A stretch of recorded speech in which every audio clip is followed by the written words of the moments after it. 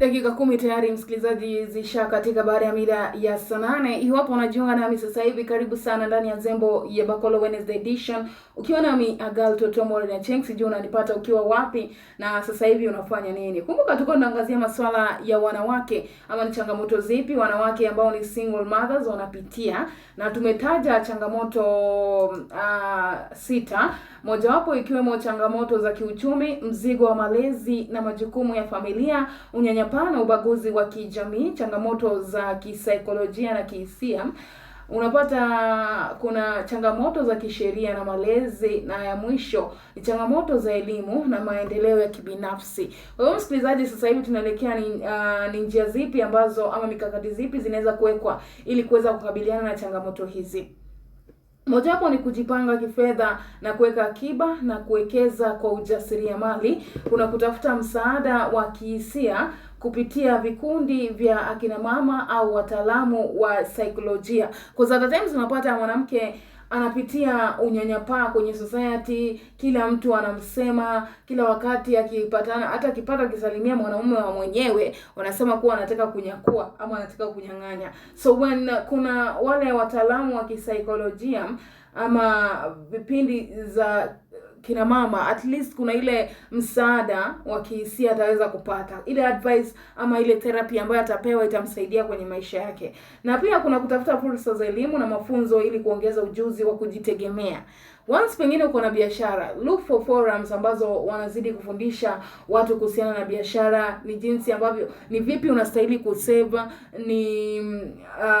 ni vipi ama unaweza ukagawanya ile pesa yako kila siku ama mapato yako kila siku kivipi ili kuwe na savings ambayo ikifika wakati fulani hiyo ni hela ya stock. Kuna certain hesabu ambayo nilifundishwa ambayo ilikuwa ngumu kidogo, lakini msikilizaji inasaidia. Wakati ambapo umetengeneza hela yako yote kwa siku, take 2.5% uweka kando. Hiyo itakuwa ya kuongeza stock each and every day msikilizaji. Utapata hata kama ni shilingi 200 by the time inafika kitu 2 weeks, na inalingana na biashara yako unanunua nini. Ukisave 2% msikilizaji, itakusaidia wewe. Unapata after every 2 weeks maybe unaenda kuleta stock nyingine, ama after every 1 week unaenda kuleta stock nyingine, inalingana na mapato yako na inakusaidia sana. Kwa hivyo ukitaka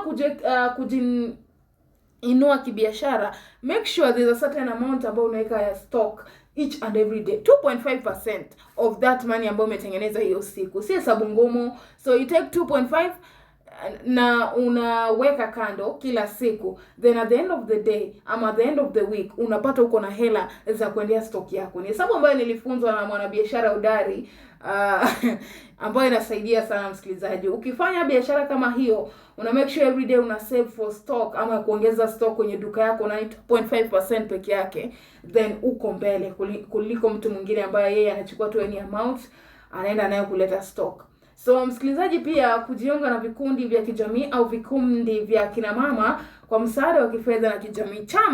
Chama inasaidia sana. Unaweza pata umewekeza pesa kwa karibu niseme sama. Unaweza pata umewekeza pesa kwa chama, then inafika maybe Januari, wakati wazazi wengi wana pressure ya kupeleka watoto shuleni, unaweza ukakopa pale na ukalipa school fees. Na inaeleweka jinsi ambavyo mnalipa. Kuna ile formula ya kulipa kwenye vyama, kulipa deni. Kando na hayo pia unaweza ukachukua loan ya kuboost biashara yako pale. Na unapata biashara imegrow. Wanawake wengi sana maeneo tofauti nchini wamegrow kupitia chama. So chama, as long as you're saving little by little, itakusaidia pakubwa.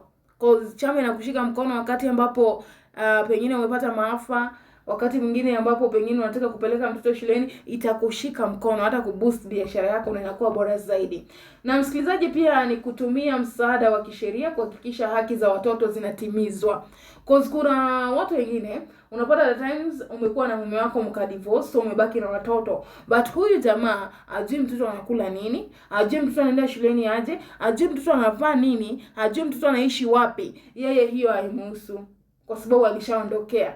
Na kuna zile sheria ambazo unaweza ukafuata kuhakikisha kuwa watoto wako wanapata haki yao, haki ya kupata masomo, right to shelter, right to education, right to food, right to clothes. Hizo zote ni haki za mtoto. Kwa hivyo msikilizaji, hapo ndipo tunatamatisha mazungumzo yetu ya leo kuhusiana ni changamoto zipi wanawake wanakumbana nazo na ni njia zipi ambazo zinastahili kufuatiliwa ili kuhakikisha kuwa changamoto hizi zinakabiliwa. Kwa hivyo msikilizaji, kwa sasa tumefika ule muda